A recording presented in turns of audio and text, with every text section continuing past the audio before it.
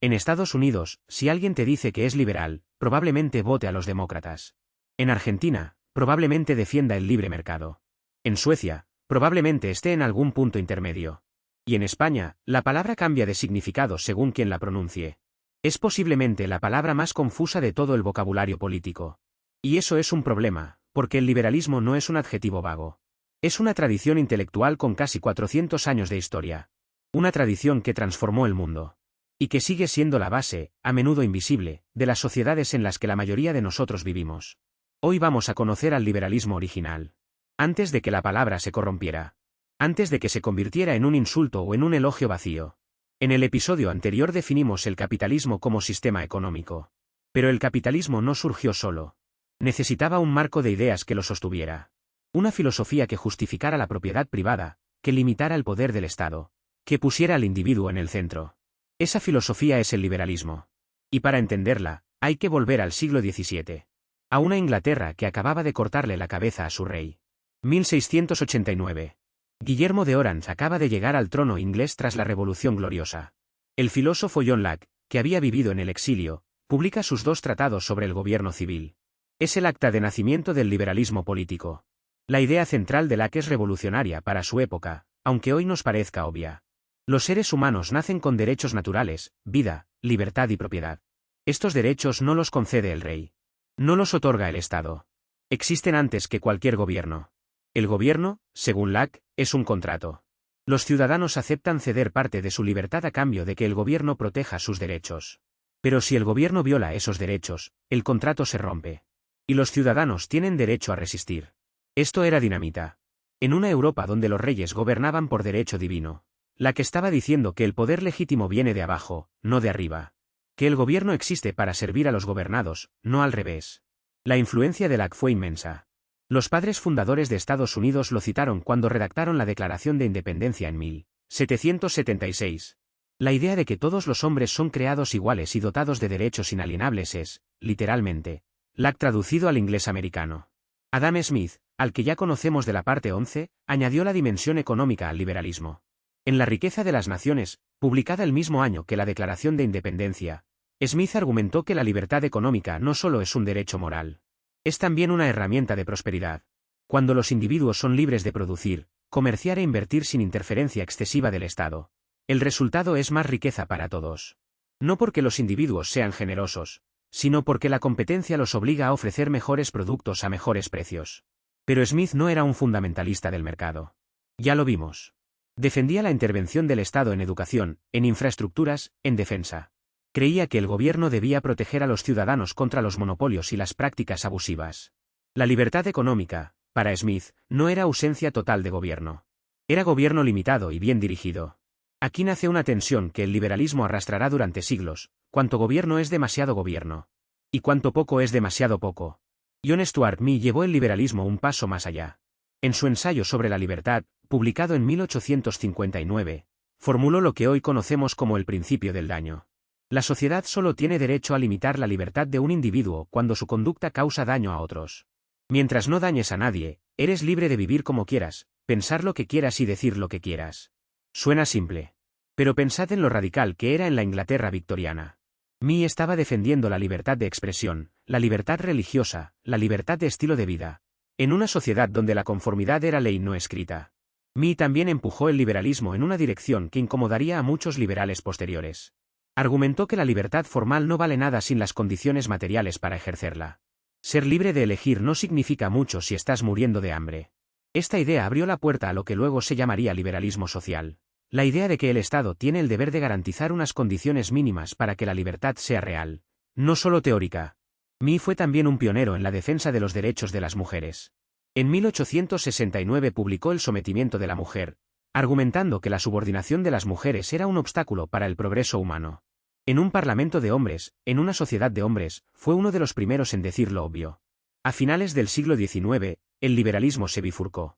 Y esa bifurcación explica gran parte de la confusión actual.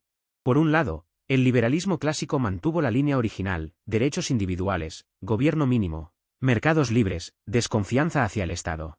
Esta tradición sobrevive hoy en los partidos liberales europeos, en parte del pensamiento económico ortodoxo y en la tradición libertaria que veremos más adelante. Por otro lado, surgió el liberalismo social. Pensadores como T. H. Green y Leonard Hobhouse en Inglaterra, y luego John Dewey en Estados Unidos, argumentaron que la libertad real requiere condiciones materiales. Que un niño que no puede ir a la escuela o un trabajador que no tiene protección contra la enfermedad no es verdaderamente libre, por más que la ley diga que lo es. Esta rama llevó al estado del bienestar, a la educación pública universal, a la sanidad pública, a los derechos laborales. Cosas que el liberalismo clásico consideraba interferencias del Estado. El liberalismo social las consideraba condiciones necesarias para la libertad. Es esta rama la que domina el significado de liberal en Estados Unidos. Alguien que defiende los derechos civiles y un Estado activo en política social. Exactamente lo contrario de lo que liberal significa en muchos países latinoamericanos o europeos, donde la palabra evoca mercados libres y Estado mínimo. Ninguna de las dos ramas tiene más derecho que la otra a reclamar la herencia de Lackey Smith. Ambas parten de los mismos principios.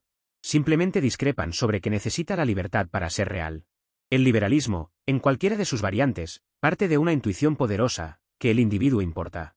Que hay límites a lo que el Estado, la Iglesia, la comunidad o la mayoría pueden imponerte. En la práctica, las sociedades liberales tienen un historial notable. Los países con tradiciones liberales sólidas tienden a tener más protección de derechos humanos, más libertad de prensa, más prosperidad económica y más estabilidad política. No es casualidad que los países que encabezan los índices de desarrollo humano sean, casi sin excepción, democracias liberales. El liberalismo también tiene una virtud estructural, la tolerancia. Al separar la esfera pública de la privada, permite que personas con creencias y valores muy diferentes convivan en una misma sociedad. No necesitáis estar de acuerdo conmigo para vivir a mi lado. Solo necesitamos respetar mutuamente nuestros derechos. Pero el liberalismo tiene críticos serios desde muchas direcciones. Desde la izquierda, la crítica principal es que el liberalismo protege la libertad formal pero ignora la desigualdad real. De poco sirve la libertad de contrato si un trabajador no tiene más opción que aceptar condiciones miserables, porque la alternativa es el hambre. Marx llamó a los derechos liberales libertades burguesas. Libertades que solo benefician a quienes ya tienen recursos para ejercerlas. Desde el comunitarismo, la crítica es que el liberalismo atomiza la sociedad. Al poner al individuo en el centro, debilita los lazos comunitarios, las tradiciones, las identidades colectivas. El ser humano no es un átomo aislado.